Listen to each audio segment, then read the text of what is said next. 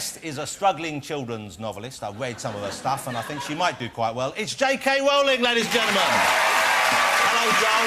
Hello. How lovely to have J.K. Rowling here. This is a special occasion. Thank you for coming on the show. Pleasure. I have read the new Harry Potter book, ladies and gentlemen. Yeah. And personally, Joe, I think you could have done better than "And it was all a dream" at the end. And we have guests of the series out, ladies and gentlemen.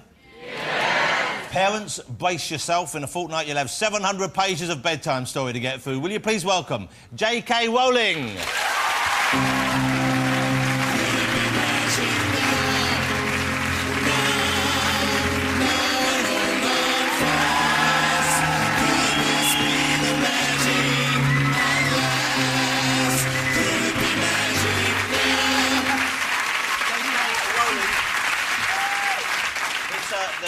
The J stands for Joanne, I believe, but Joe, but everyone calls you Joe. Yeah. And is the K isn't actually your name, is it? No, it's my grandmother's name. They wanted a second initial, so I took Kathleen. And is that my middle name. To make it sound more highbrow? Blokey.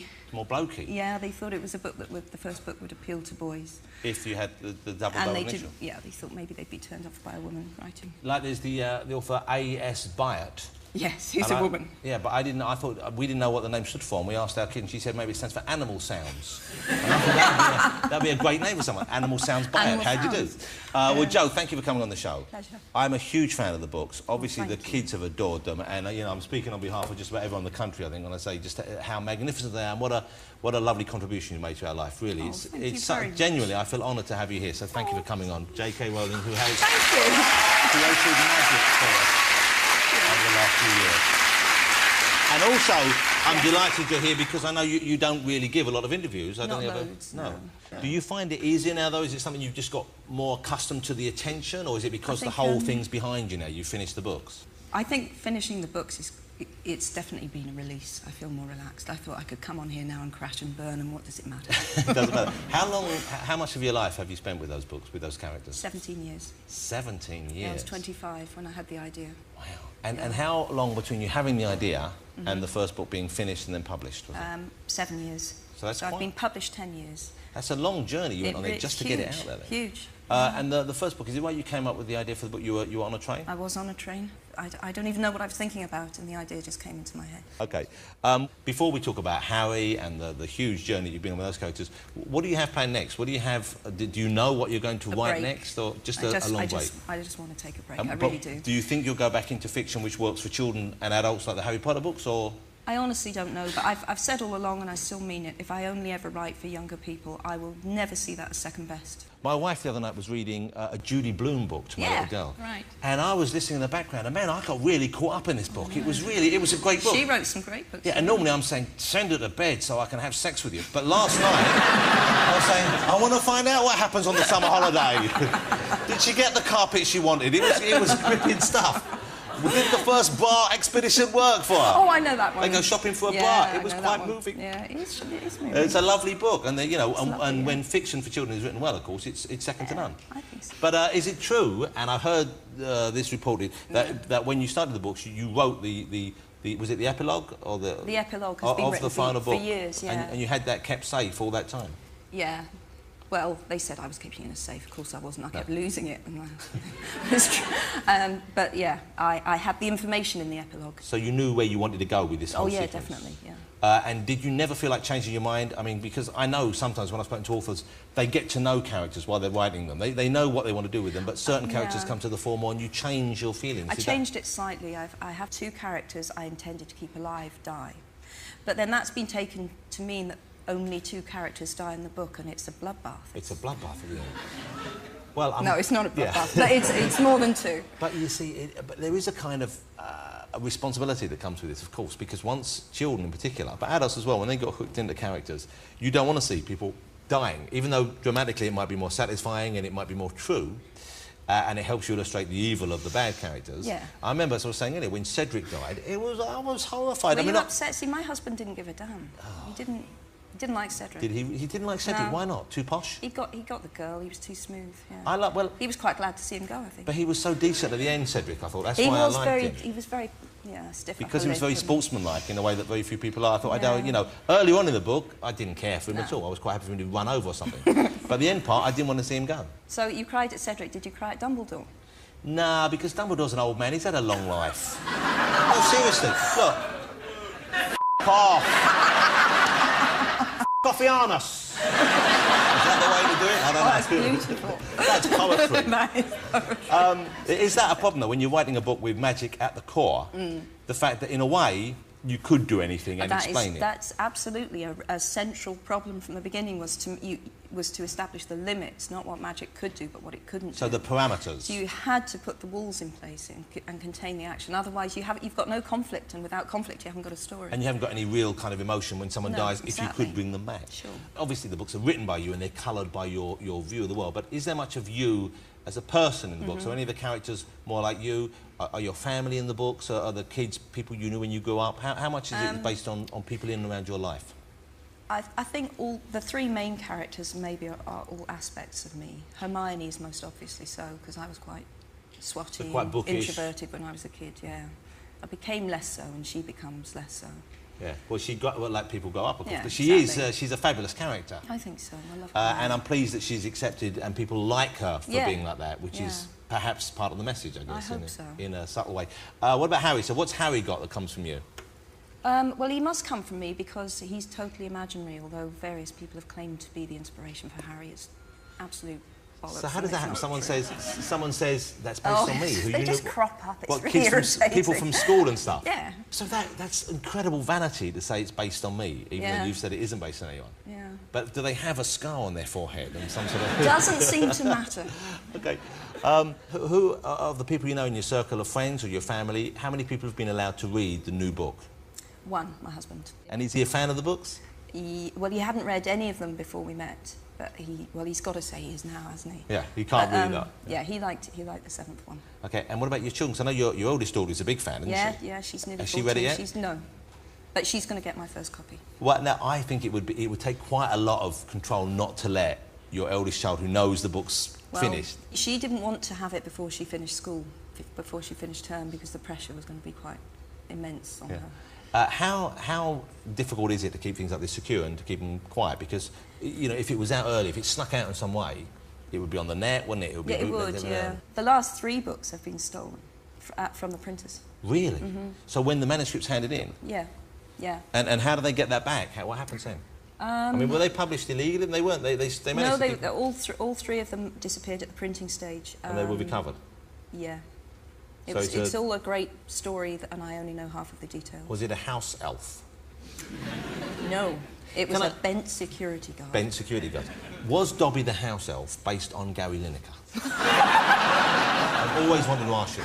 No. But the physical resemblance, you can see what I'm saying. No. Yeah, the craven attitude and the big ears. No. Gary Lineker's not craven. Let me take the penalty. Please, Harry, give me a sock and I'll take the penalty for you.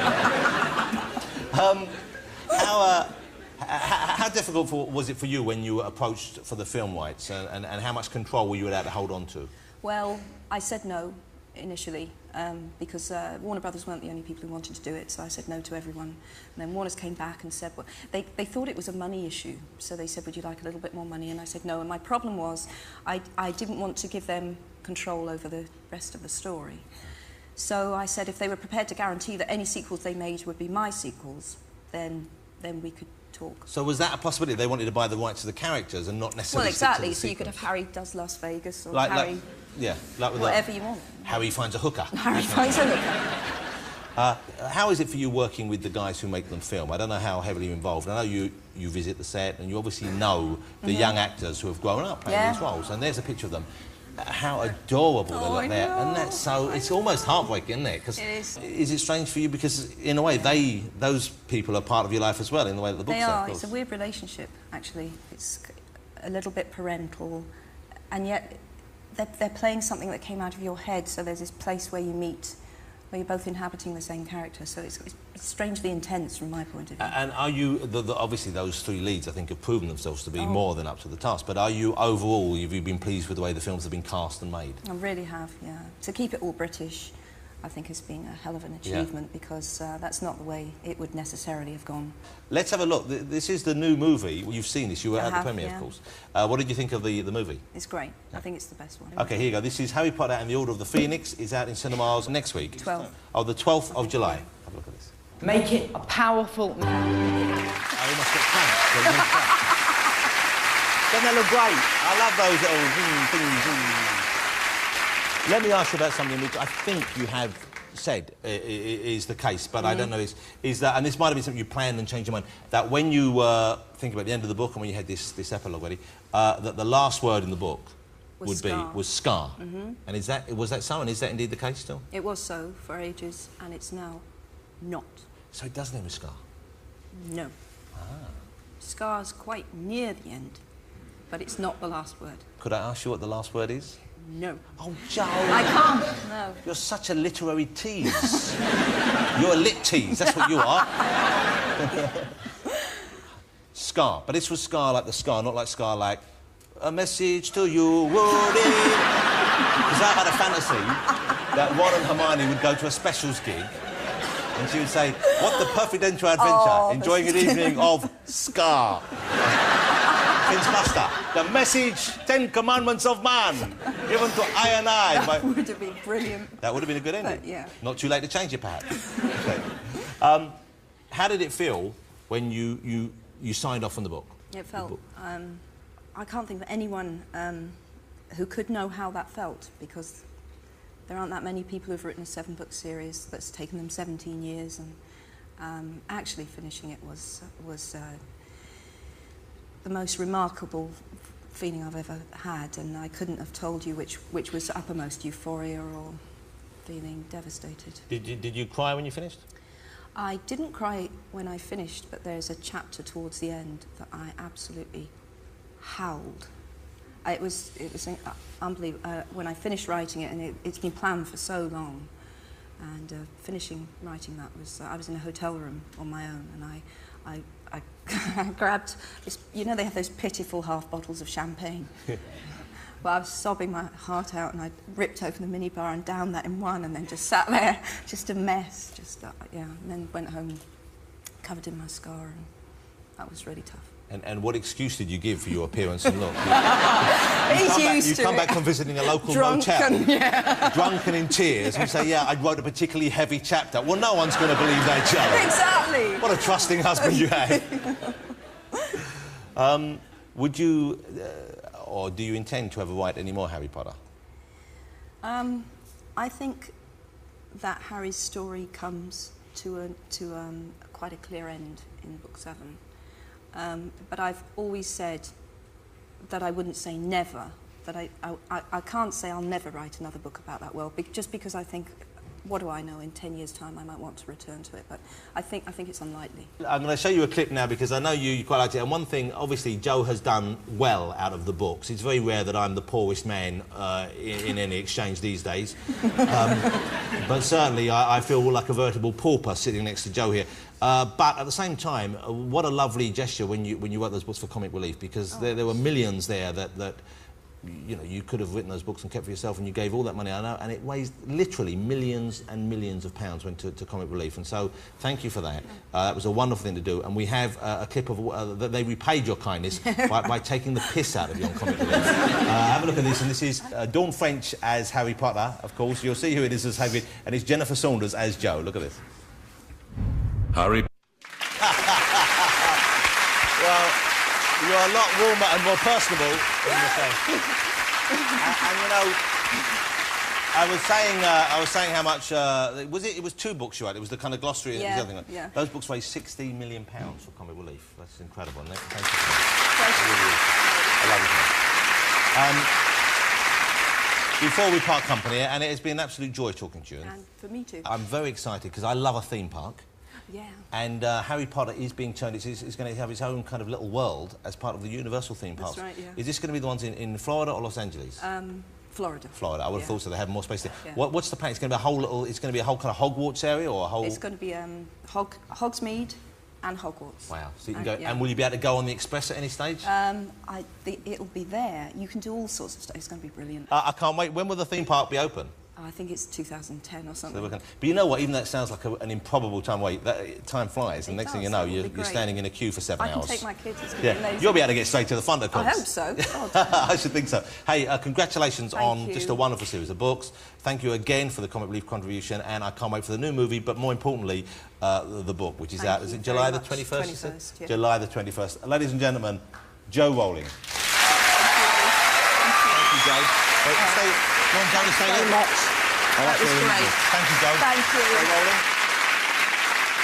OK, my thanks to all my guests. Jo, of course, the wonderful Bob Hoskins.